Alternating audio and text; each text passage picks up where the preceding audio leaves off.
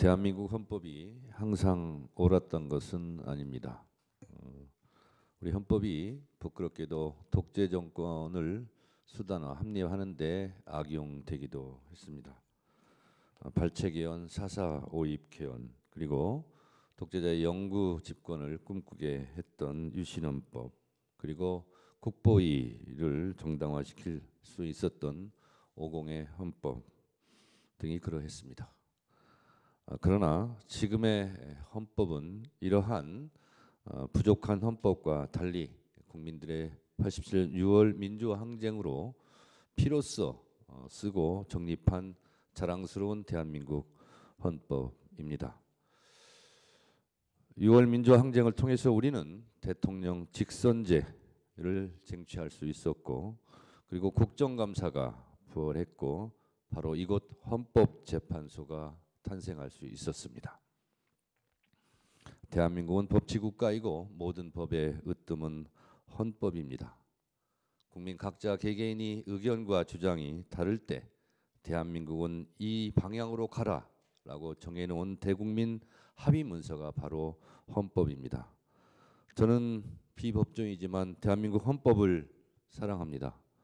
헌법도 100번 이상 읽었고 한 조항 한 조항에 담긴 헌법의 뜻을 가슴 깊이 새기고 있습니다. 대한민국의 헌법을 한마디로 정리하기는 어렵지만 가장 중요한 것은 국민의 기본권 보장, 삼권 분립, 그리고 인권 옹호 등 헌법 정신 내세우는 앞머리의 정신이라 생각합니다. 그러해서 헌법에 적시된 순서도 헌법 전문, 총강, 국민의 권리와 의무, 국회, 행정부, 법원 순서로 적시하고 있습니다. 그만큼 국민의 기본권과 국회의 역할은 매우 소중하다 할 것입니다. 대한민국 헌법이 다른 나라와 달리 특별하게 규정하고 있는 조항이 바로 86조 3항, 87조 4항입니다.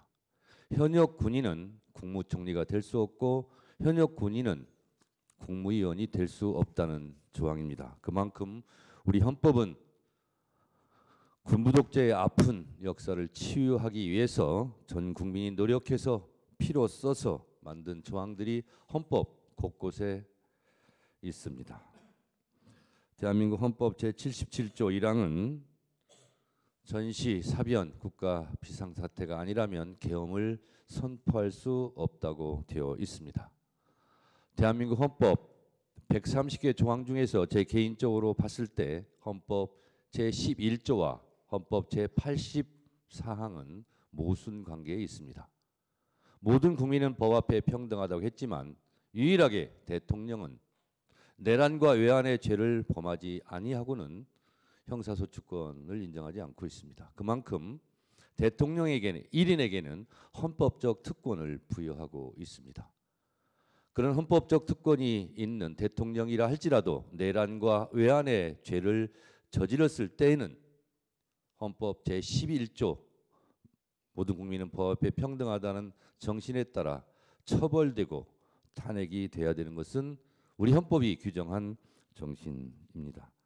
이런 면에서 내란 우두머리든 내란 중요 임무 종사자든 내란 부하 수역자든 아니 형법에서 규정하고 있는 내란 선동자든 이 헌법 정신에 따라서 준엄하게 처벌받아야 된다고 생각합니다. 피청구인 박성재 법무부 장관은 누구보다 다른 부처의 장관보다 이런 헌법 정신을 잘 알고 있을 것입니다. 다른 장관보다도 이런 위헌 위법한 비상계엄을 선포하려고 하는 윤석열 대통령에 대해서 정말 목숨 걸고 반대했어야 된다고 저는 생각합니다. 그런 면에서 많은 아쉬움과 부족함이 있습니다. 법사위에서 자주 만난 사이지만 이렇게 헌법재판소에서 얼굴을 마주 대하고 있는 저도 마음이 불편합니다. 그러나 인간적인 정은 정이고 법은 법입니다.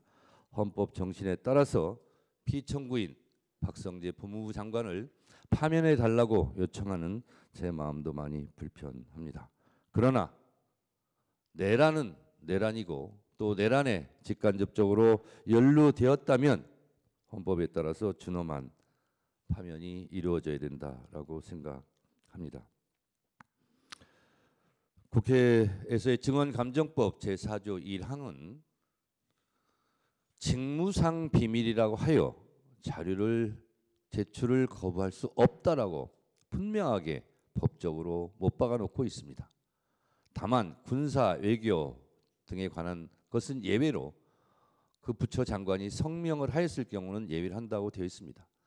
비단 법무부 장관뿐만 아니라 다른 부처 장관들에게도 제가 법사위에서 여러 차례 묻습니다.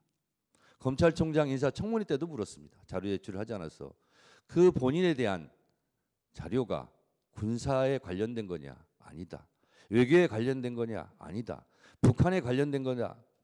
아니다. 아니라면서 왜 안 내냐?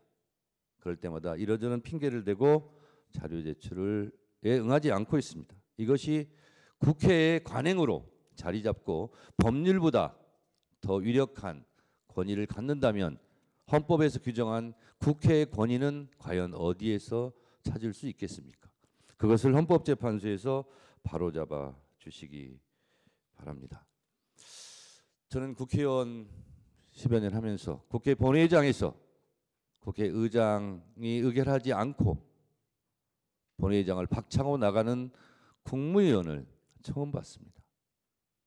국회는 국회 개인에 대한 명예와 개인에 대한 체면이 중요한 것이 아니라 헌법기관으로서 국회의 역할이 있는 것이고 행정부의 국무위원들은 또 헌법과 법률이 정한 범위 내에서의 권한과 태도가 있을 것입니다. 공무원은 국민에 대해서 무한한 봉사자라고 헌법에서 규정하고 있고 성실 의무, 정치적 중립 의무도 다 헌법과 법률에서 정한 지켜야 될 규범입니다.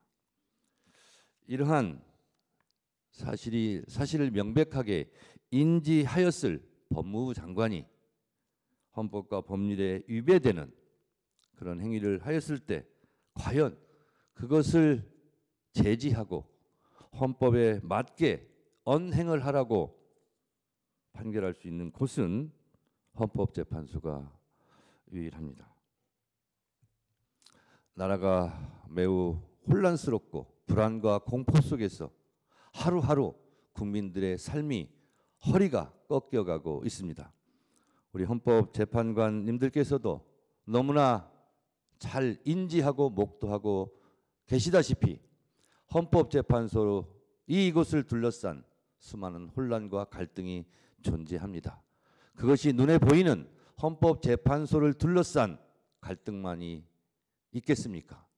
지금 대한민국 곳곳에서 전 국민이 대통령 윤석열의 내란 사태로 그 이후로 너무나 심한 고통과 스트레스를 받고 있는 것을 너무나 잘 알고 계실 겁니다.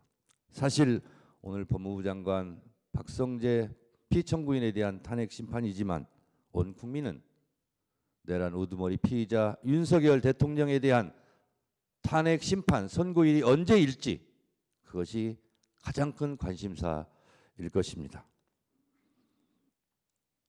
피청구인 박성재 법무부 장관에 대한 파면을 포함해서 대한민국을 구한다는 국국의 심정으로 헌법재판소 재판관님들께서 대한민국 국민들을